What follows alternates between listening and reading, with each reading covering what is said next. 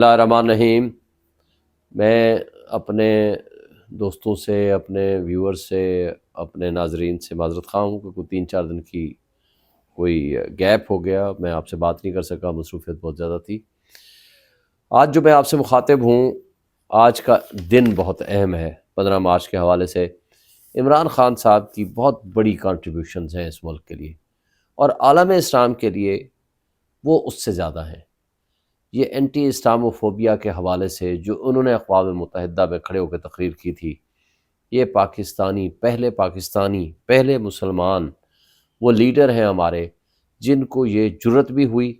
یہ اللہ نے توفیق بھی دی، ہمت بھی دی، اور انہوں نے وہ بات بھی کی اور دنیا نے اس کو قبول کیا۔ ایسے بڑے لیڈر کی قدر ہونی چاہیے، ہمیں ایسے پاکستانی لیڈر کے فخر ہے، اور اس حوالے سے آج انٹرنیشنل ڈے اور ورلڈ ڈے بنایا جا رہا ہے اسلاموفوبیا کے حوالے سے۔ میں سمجھتا ہوں اس کا کریڈٹ بہرحال عمران خان کو جاتا ہے، اور عمران خان وہ واحد شخصیت ہے پاکستان کی جس کی پوری دنیا میں سب سے زیادہ احترام کیا جاتا ہے، اور عالم اسلام اس کو اپنا لیڈر مانتا ہے۔ اور یہ ہمارے بونے سیاستدان اس کے مقابلے میں اتنے چھوٹے لوگ ہیں کہ جس کو اس ملک کا ہیرو کا درجہ دینا چاہیے، آج اس کو انہوں نے قید و بند کی صوبتوں میں ڈالا ہوا ہے، لیکن آج پوری پاکستانی قوم ان کے ساتھ کھڑی ہوئی ہے۔ دوسری بات میں آپ سے کرنا چاہتا ہوں، جس طرح الیکشن کمیشن سہولت کاری کرتے ہوئے جرائم کی آماجگاہ بنا ہوا ہے، اور ایک ایک کر کے ہماری سیٹیں ہروائی جا رہی ہیں، اور ایک ایک کر کے جس طرح ڈبل سٹیمپ کر کے 17,000 ووٹ ہمارے ضائع کر کے بلال اعجاز کو کل جس طرح ہروایا گیا، نہ قوم ماننے کو تیار ہے، نہ ہم اس کو ماننے کو تیار ہیں، نہ پوری دنیا ان کی جو ڈسکریڈیٹڈ ادارے ہیں ان کے اوپر ٹرسٹ کرنے کو تیار ہے۔ یہ آپ اپنے ملک کی جڑیں کھوکھلی کر رہے ہیں۔ میں ان کو میسج دینا چاہتا ہوں، ایسا نہ کریں۔ یہ پکے کے ڈاکو تو آپ بن چکے ہیں، مگر اس ڈاکہ زنی سے اب باز آ جائیں۔ آپ اللہ کے نام کے نیچے کھڑے ہو کے وہاں آپ حلف لیتے ہو، اور وہ جھوٹ پہ حلف لیتے ہو، اور پوری دنیا کو پتہ ہے کہ تم کتنے جھوٹے انسان ہو، تو یہ قابل قبول نہیں ہے۔ ہم یہ وارن کرتے ہیں تمام مقتدر اداروں کو بھی، الیکشن کمیشن کو بھی، اس کرپٹ بیوروکریسی کو بھی جو اس کرپٹ سسٹم کو مزید کرپٹ کر رہے ہیں۔ مجھے تو یہ لگتا ہے کہ اب اللہ تعالیٰ موقع دے گا تو ہم یہ جس طرح کے سو کارڈ CSS کے ذریعے وجود میں آنے والے ادارے ہیں، جس طرح کی یہ کرپشن میں ملوث ہیں، اس کے لیے ہمیں ڈراسٹک چینجز کرنے کی ضرورت ہے، اور ان لوگوں کے خلاف FIR بھی کٹیں گی، ان کا احتساب بھی ہوگا۔ آج ہوتا ہے، 6 مہینے بعد ہوتا ہے، سال بعد ہوتا ہے، 2 سال بعد ہوتا ہے۔ میں تم لوگوں کو وارن کر رہا ہوں، جس طرح کی حرکتوں میں تم لوگ ملوث ہو، اس کا احتساب ضرور ہوگا۔ اب ہم آگے چلتے ہیں۔ IMF کے حوالے سے بہت ساری باتیں ہوئیں۔ دیکھیں، IMF کے حوالے سے خان صاحب کے ساتھ جب میری ملاقات بھی ہوئی تھی، اس کو آپ سمجھ لیں کہ IMF کے حوالے سے یہ جو مسکنسیپشن پھیلا رہے ہیں یہ ڈاکو یا یہ چور جو اس وقت مسلط ہیں ہمارے اوپر، عمران خان صاحب نے ہمیں خود یہ فلسفی سمجھائی، ہم نے اس پہ حوالے سے خط پہ لکھا۔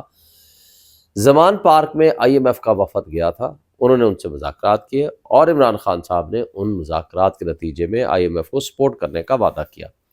مگر وہ کنڈیشنل سپورٹ تھی۔ وہ سپورٹ تھی کہ free, fair and transparent elections کرائیں گے، تاکہ وہ جو پبلک سپورٹ سے گورنمنٹ آئے گی وہ ریفارمز کرے گی، وہ بالا طبقہ جو ہے ان کی برات کم کرے گی، غریب طبقے کو اوپر اٹھائے گی، اور ان کی جو ان میں ٹیکسز ہیں ان کو کم کرے گی۔ یہ تھا طے شدہ فارمولہ، اور اس کے بدلے میں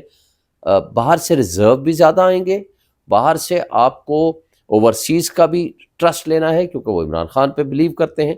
اور ان سے انویسٹمنٹ بھی لانی ہے، انٹرنیشنل ورلڈ سے بھی انویسٹمنٹ لانی ہے تاکہ آمدنی کو بڑھا سکے۔ اگر آپ فرض کرو قرضے لیتے چلے جائیں، سود پہ سود دیتے چلے جائیں، تو مجھے بتائیں کہ آپ کو کیا ہوگا۔ بجلی کا یونٹ جو 12 سے 16 روپے بجلی کا یونٹ تھا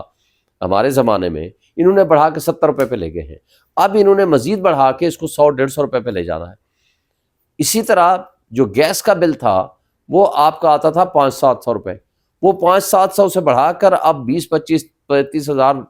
50 ہزار تک بھی کچھ لوگوں کے آ رہے بلز وہ لے گئے ہیں۔ اب اس کے بعد مزید ان کو بڑھائیں گے، تو انہوں نے سارا بوجھ ڈالنا ہے غریب آدمی کے اوپر۔ 25% سود ہے آپ کا بینکوں کا۔ مجھے بتائیں کون انڈسٹریلسٹ یہاں انویسٹمنٹ کرے گا؟ کوئی نہیں کر پائے گا۔ انڈسٹری آپ کی بند ہو جائے گی، بے روزگاری آپ کی بڑھ جائے گی، غریب کے اوپر جب بے روزگاری ہوگی اور اس کو بجلی اور گیس کے بلوں کی مد میں ڈال دیں گے، اور فوڈ انفلیشن اتنی زیادہ بڑھ گئی ہے، لوگوں کی پہنچ سے زیادہ چلی گئی ہے، انڈسٹری آپ کی لگے گی نہیں، مجھے بتائیں اس کو پیسے واپس کون کرے گا؟ اشرافیہ کو تو ان میں نہ کیپیسٹی ہے، نہ کیپیبلٹی ہے، نہ ان کی ول ہے کہ ان کے مراد کم کر سکیں، تو اس کا نقصان یہ ہوگا ملک میں افراتفری پھیلے گی، خودکشیاں پہلے ہو رہی ہیں، اس سے زیادہ خانہ جنگی ہوگی، اور یہ سری لنکا تک پہنچا کے رہیں گے۔ اور پھر انہوں نے الزام کس کو دینا ہے کہ جناب عمران خان نے بھی اس کی کنسنٹ دی تھی۔ تو اس لیے ہم یہ کہتے ہیں کہ ان کی سازش ہے، اور ہم اس سازش کا حصہ نہیں بننا چاہتے۔ ہم یہ کہتے ہیں کہ جن کو حق نمائندگی عوام نے دیا ہے ان کو آنے دو، تاکہ سیاسی عدم استحکام ختم ہو، اس سے معاشی استحکام آئے گا، لوگوں کا ٹرسٹ ہوگا، لوگ انویسٹمنٹ یہاں لے کر آئیں گے، تاکہ لوگوں کو ایک روزگار ملے گا، لوگوں کے اوپر انویسٹمنٹ کے ذریعے ہی آپ ریزرو بڑھا سکتے ہیں اور آمدنی بڑھا سکتے ہیں۔ پھر میں نے پہلے بھی کہا تھا، زرداری خاندان اور شریف خاندان، یہ دو خاندان جو یہ کرپٹ خاندان ہے، جو اپنا یہاں سے پیسہ لوٹ کے منی لانڈرنگ کے ذریعے باہر لے گئے، یہ آج برسر اقتدار ہیں۔ یہ پارٹیاں برسر اقتدار نہیں ہیں، دو خاندان برسر اقتدار ہیں۔ انہوں نے پارٹیوں کو ایک مافیا کی طرح کیپچر کیا ہوا ہے، تو لہٰذا یہ دو خاندان اگر صرف اپنا پیسہ جو باہر منی لانڈرنگ کے ذریعے یہاں سے لے گئے ہیں اگر اس ملک میں لے آئیں، اپنے اکاؤنٹس میں رکھیں، تب بھی یہ ڈالر 50 روپے کا ہو جائے گا، آپ کو قرضے لینے کی ضرورت ہی نہیں ہے۔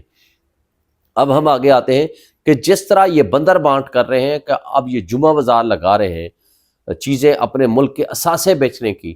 ہم اس کی شدید مذمت کرتے ہیں۔ یہ کہہ رہے ہیں کہ جی پتہ نہیں وابڈا کو بیچ دیں گے، یہ آپ کمپنیز کو بیچ دیں گے، یہ آپ موٹر ویز کو بیچ دیں گے، نادرا کو بیچ دیں گے، پتہ نہیں کیا کیا باتیں ہو رہی ہیں۔ یہ ملک کو نقصان پہنچانے کی باتیں ہیں۔ آپ نے اپنے ملک کی بنیادوں کو مضبوط کرنا ہے، نہ کہ اپنے اثاثے بیچ بیچ کے آپ نے اس ملک کو چلانا ہے۔ یہ ملک چلانے کے لیے آپ میں نہ کیپیسٹی ہے، ان چوروں میں نہ کیپیبلٹی ہے، لہٰذا ان سے جتنی جلدی نجات حاصل ہو وہ کرنی پڑے گی اور کرنی چاہیے۔ ایک اور آپ دیکھیں، ملک میں کھانے کو لوگوں کو، غریب آدمی کے پاس پیسے نہیں ہیں، یہ حرکتیں کیا کر رہی ہے؟ وہ ڈاکو رانی جو پنجاب میں بیٹھ کے ڈاکہ زنی کے ذریعے وجود میں آنے والی حکومت جو خود ہار چکی ہے ہمارے ورکر سے، اب جناب اس کو ٹائر 10,000 پہ تبدیل کرانے ہیں، اور نہ صرف ٹائر تبدیل کرانے ہیں بلکہ کلرڈ میچنگ کے لیے کوشش اس میں کرانی ہے، تو جناب 3.25 کروڑ روپیہ گاڑی کے لیے چاہیے۔ ان کو شرم سے ڈوب مرنا چاہیے، ان کو شرم و حیا ان کی ختم ہو گئی ہے، لوگ بھوک سے مر رہے ہیں، اور آپ لوگوں کو 3 کروڑ روپے کی صرف جی کلر میچنگ کے لیے پیسے چاہیے۔ اور افسوس سے کہنا پڑتا ہے یہ خود تو بھیکاری ہیں ہی ہیں، انہوں نے پوری قوم کو ذلیل و رسوا کر دیا، جس طرح پولیس والے خواتین کو مار رہے ہیں، ان کی تذلیل کر رہے ہیں، اور دوسرے اس بڑے بھیکاری نے، شہباز شریف نے جو پچھلے سال کیا تھا وہ بھی آپ کو یاد ہے، جو اس نے 2022 میں اقتدار سنبھالتے ہی کہا تھا بیگرز آر ناٹ چوزرز، اور اس نے جو آٹا کی تقسیم پچھلے سال کی تھی جس میں 25 ارب روپے یہ کھا گئے تھے بقول شاہد خاقان عباسی کے۔